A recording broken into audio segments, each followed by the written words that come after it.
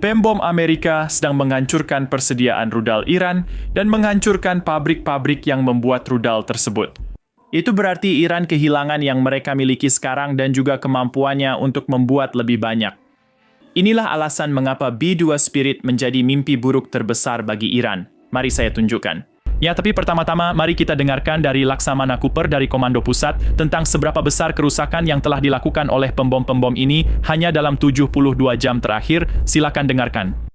Sekarang kita memulai hari ke-6 dari misi bersejarah untuk menghilangkan kemampuan Iran dalam mengancam warga Amerika.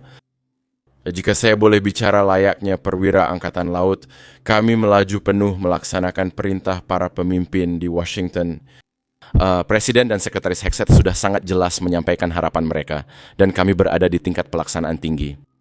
Seperti dijelaskan oleh Sekretaris dan saya awal minggu ini, kekuatan tempur AS naik sementara kekuatan tempur Iran turun. Dominasi udara membuat kita bisa menyerang pusat gravitasi Iran dengan kekuatan dan jangkauan luar biasa. Berikut contohnya. Dalam 72 jam terakhir, kekuatan pembom Amerika telah menyerang hampir 200 target jauh di dalam Iran, termasuk di sekitar Teheran. Dalam 1 jam terakhir, pembom B-2 Amerika Serikat menjatuhkan puluhan bom penembus 2.000 pon ke peluncur rudal balistik yang terkubur. Yang perlu dicatat, kami juga telah menyerang padanan komando luar angkasa milik Iran, melemahkan kemampuan mereka mengancam warga Amerika. Seluruh program rudal balistik Iran sedang dibongkar. Dari fasilitas produksi hingga bunker penyimpanan, termasuk yang tersembunyi di bawah tanah atau di pegunungan. Amerika Serikat menggunakan 3 jenis pembom, masing-masing dengan peran spesifik. Sekarang, seperti yang mungkin sudah kalian ketahui, ada 3 pembom strategis, B-2 Stratofortress, B-1B Lancer, dan B-2 Spirit. Begini urutannya, masing-masing mempersiapkan tahap berikutnya. Pertama, pembom siluman B-2 Spirit melakukan serangan penetrasi awal. Yumeria berhasil melewati pertahanan udara Iran tanpa terdeteksi dan menyerang target paling terlindungi lebih dulu. Setelah itu, B-1B Lancer menjalankan misi serangan berkecepatan tinggi. Pada dasarnya, serangan supersonik ke target-target yang dimungkinkan oleh serangan awal B-2. Dan kemudian kita punya B-52 yang melakukan pengeboman berat secara terus-menerus, gelombang demi gelombang, hingga melumpuhkan pertahanan yang tersisa. Itulah strateginya. Siluman, kecepatan, volume. B-52 mulai beroperasi pada tahun 1955. Itu sudah 70 tahun yang lalu, tapi Angkatan Udara berencana untuk terus menerbangkan pesawat ini sampai tahun 2050-an hanya dengan mesin yang lebih baru. Saat ini, kita memiliki 76 pesawat yang masih beroperasi. Masing-masing memiliki jangkauan sekitar 8.700 mil atau kira-kira 14.000 km. Masing-masing dari pesawat ini dapat membawa sekitar 70.000 pon bom dan rudal. Dan kemudian ada B-1B Lancer yang mulai beroperasi pada tahun 1986 dan kita masih memiliki sekitar 45 pesawat yang masih beroperasi hingga hari ini. Setiap pesawat dapat membawa sekitar 75.000 pon muatan, salah satu muatan bom konvensional terbesar dari pesawat manapun di dunia. Inilah alasan mengapa B-1B membawa kecepatan dan volume. Ketika pesawat ini muncul, segalanya hancur dengan cepat. Sekarang, untuk B-2 kita punya segmen khusus dari mantan Navy SEAL Chuck Farr. Dan sebelum lanjut, kami punya rekaman yang diduga menunjukkan salah satu pembom beroperasi di atas Iran. Tidak ada yang tahu pasti pembom mana ini, jadi mungkin kalian bisa menebak dan tulis di kolom komentar. Silakan lihat klipnya.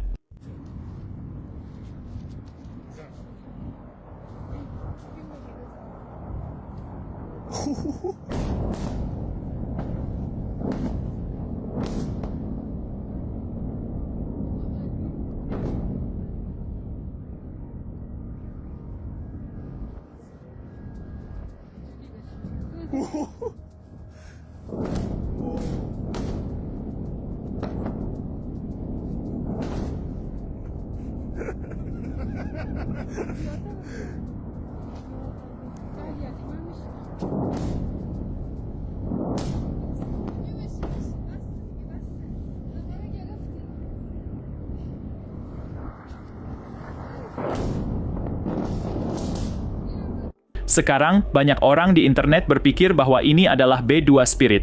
Jadi, mari kita bahas B-2 Spirit karena inilah pembom yang menjadi mimpi buruk terburuk bagi Iran. Seperti telah saya sampaikan, kami baru saja mengundang mantan pemimpin Skuadron Navy SEAL, Chuck Farr, untuk membahas B-2 secara rinci. Sejarah, desain, teknologi siluman, alasan harga mahal, dan faktor efektivitasnya. Segmen ini menjelaskan mengapa tak ada negara lain punya B2 dan kenapa pertahanan udara Iran tak menyadarinya. Sekarang sebelum kita masuk ke segmen ini ada permintaan singkat. Pastikan untuk menekan tombol suka dan berlangganan di bawah ini. Ini membantu kami menjangkau lebih banyak orang dan menghadirkan veteran seperti Chuck yang punya pengalaman nyata untuk dibagikan. Mari kita mulai. Datang ke arahmu, itu terlihat seperti UFO atau pisau terbang. Itu bukan pengunjung alien, tapi inti gelap dan berdenyut dari proyeksi kekuatan Amerika. Sebuah keajaiban rekayasa yang tidak terdeteksi radar, mengabaikan pertahanan udara, dan memberikan serangan presisi dari langit biru yang cerah.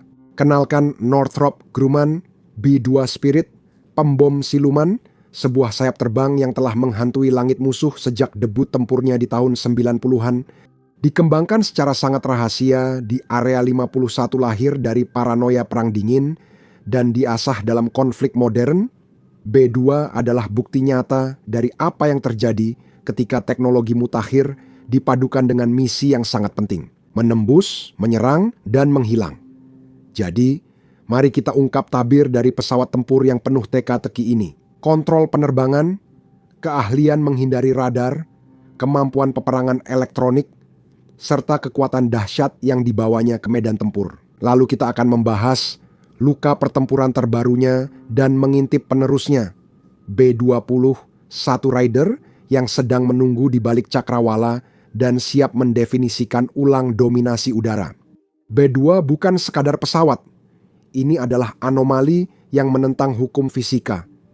Siluet tanpa ekor, mirip kelelawar, dengan bentang sayap sepanjang 172 kaki, ini adalah desain sayap terbang yang garis keturunannya dapat ditelusuri kembali ke sketsa visioner Jack Northrop dari tahun 40-an. Tanpa penstabil vertikal atau ekor tradisional, Anda mungkin berpikir benda ini akan berputar seperti kelelawar mabuk yang dijatuhkan ke dalam blender. Tapi disitulah sistem kontrol penerbangan khusus mulai bekerja dan mengambil alih. B-2 terbang dengan sistem fly-by-wire redundan quadruplex, yaitu 4 saluran independen digital yang menjaga pesawat ini tetap stabil di udara. Sensor dan komputer membuat koneksi lebih cepat dari pikiran, menyesuaikan 8 permukaan kontrol di tepi belakang untuk menaklukkan ketidakstabilan aerodinamis bawaan B-2. Pitch, yaw, roll. Semuanya dikendalikan oleh kumpulan prosesor yang akan membuat para geek sejati ngiler.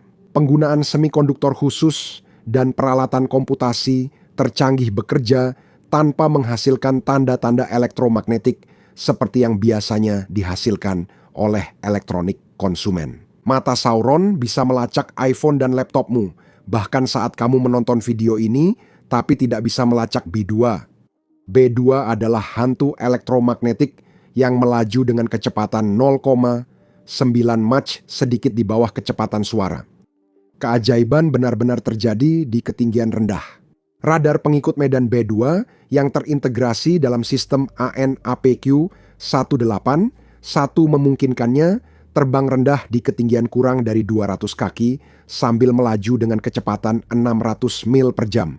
Ini bukan terbang. Itu seperti memasukkan benang ke lubang jarum di zona tempur, meniup tupai dari puncak pohon dengan gas buang jet, dan melompati puncak bukit untuk tetap berada di bawah cakrawala radar musuh.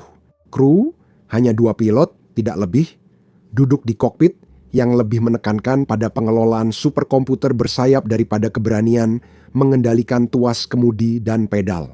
Kursi kru ketiga dihilangkan untuk mengurangi berat, sehingga hanya 2 orang yang harus menangani navigasi, persenjataan, dan sistem melalui layar multifungsi. Itu bukan tugas yang mudah ketika Anda berada di kecepatan transonik dan terbang rendah pada malam tanpa bulan. Ini adalah balet otomatisasi, simfoni kode, hidrolik, dan keahlian pilot.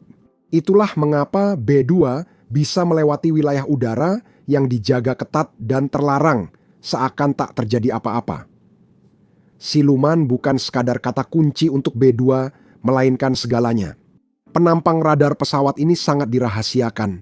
Orang dalam Pentagon memperkirakan sekitar 0,1 meter persegi atau seukuran seekor lebah besar. Sebagai perbandingan, penampang radar B-52 sebesar pintu gudang, yaitu lebih dari 100 meter persegi, sebuah titik yang bisa dikunci oleh baterai SAM dari jarak 100 mil.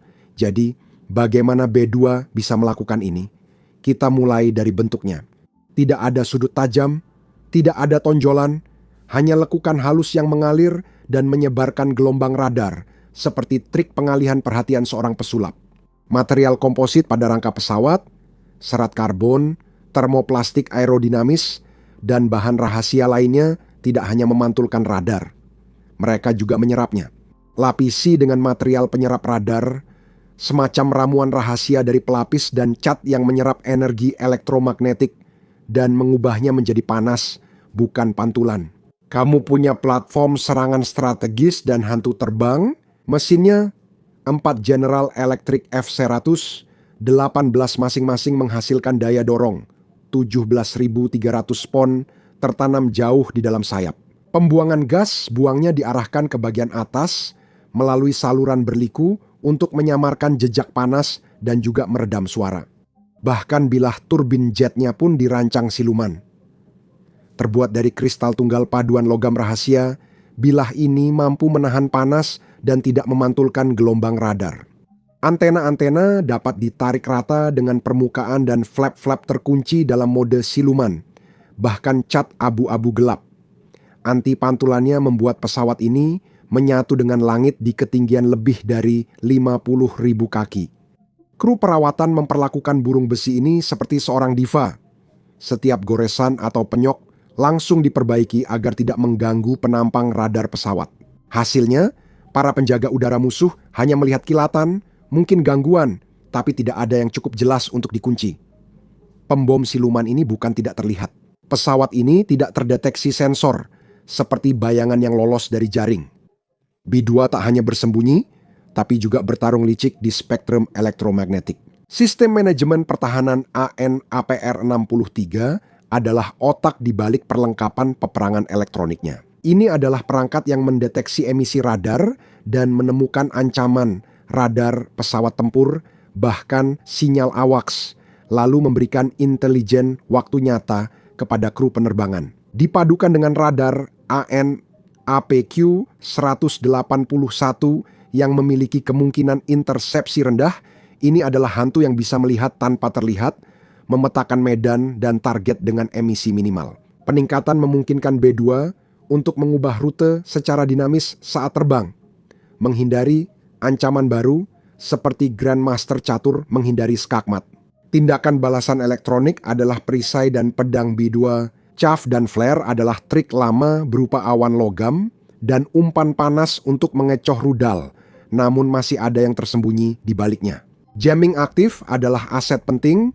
Meskipun detailnya disimpan di suatu tempat yang sangat rahasia, 15 lantai di bawah hangar 1 di Wright-Patterson Air Force Base. Sistem manajemen pertahanan dapat memancarkan sinyal statis atau sinyal palsu, membutakan dan mengacaukan radar musuh, sehingga sistem mereka sendiri justru menjadi kelemahan. Beberapa orang menduga B-2 memiliki umpan tarik atau jammer terarah, namun Angkatan Udara tidak mengonfirmasinya. Perlengkapan peperangan elektronik B-2 tak hanya melindunginya, tapi juga mengurangi kebutuhan pesawat tempur pengawal atau misi penekanan pertahanan udara musuh.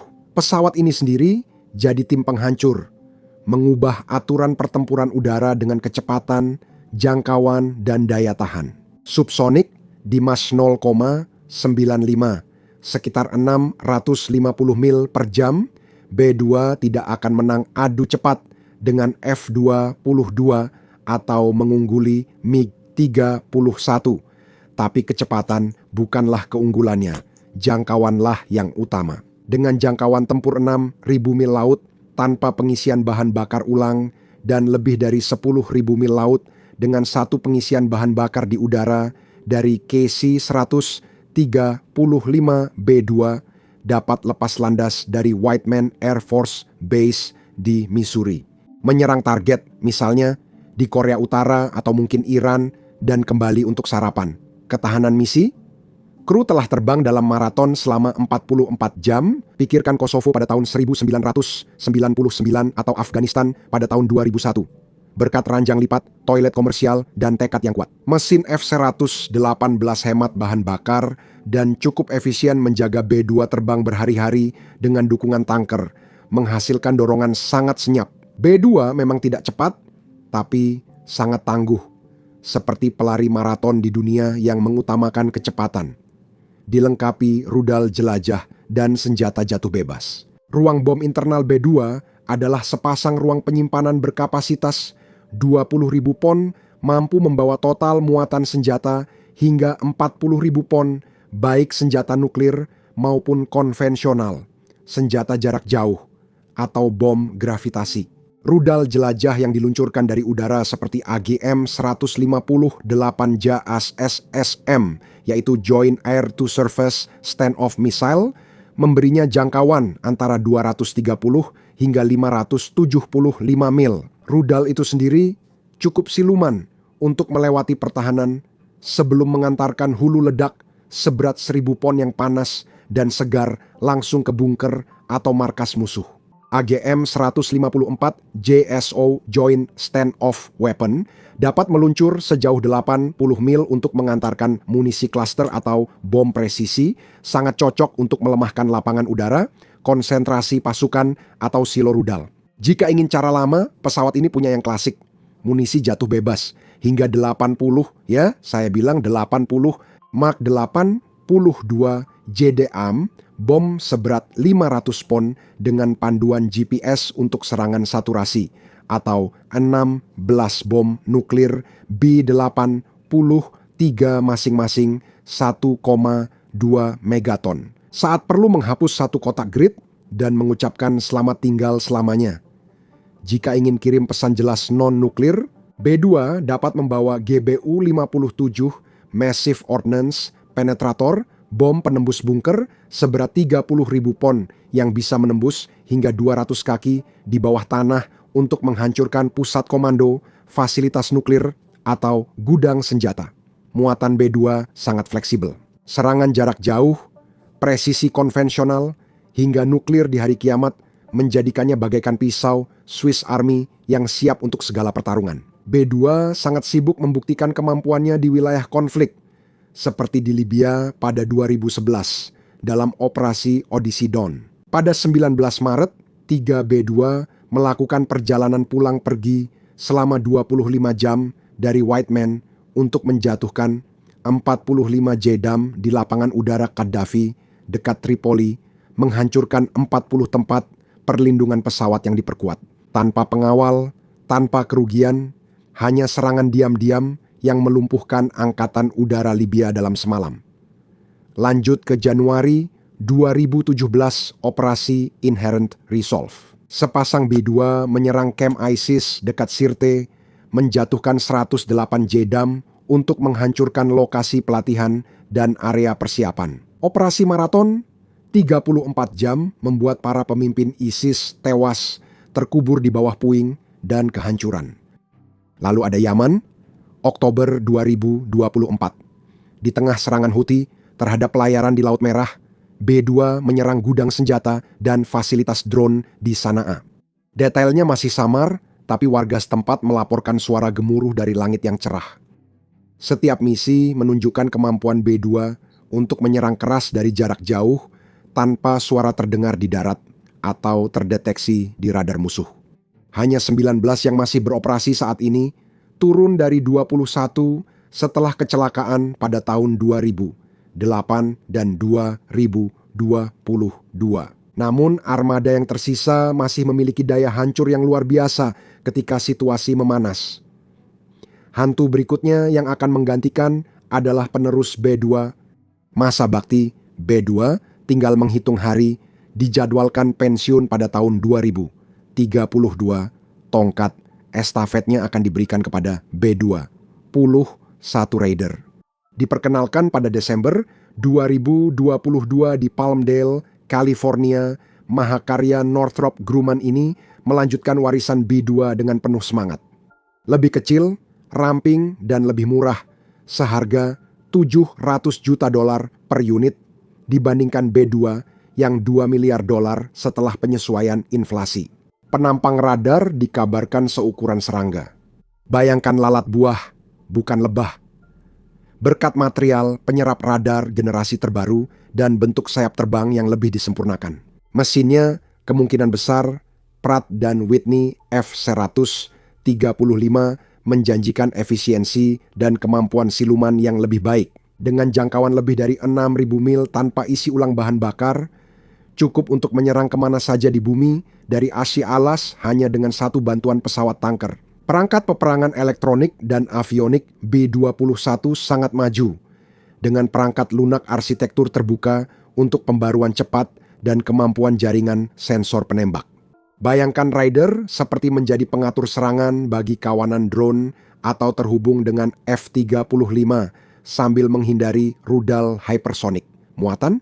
Pesawat ini akan membawa B-60, 112 rudal jelajah jarak jauh, AGM-181, dan berbagai persenjataan konvensional presisi lainnya, semuanya dalam ruang bom berkapasitas 12 hingga 13 ton. Sedikit lebih kecil dari B2 tapi dioptimalkan untuk fleksibilitas dan akurasi tinggi pada target permukaan maupun target yang terkubur dalam dan diperkuat. Angkatan Udara menginginkan 100 pesawat Raider baru, mungkin 200 untuk membanjiri wilayah dengan hantu. Penerbangan perdana Raider dilakukan pada November 2023. Pesawat ini akan siap tempur pada tahun 2027. Ini bukan sekadar pengganti. Raider adalah sebuah revolusi. Dibuat untuk menghadapi J-20 milik Tiongkok dan kompleks pertahanan udara Prometheus S-5 ratus milik Rusia secara langsung.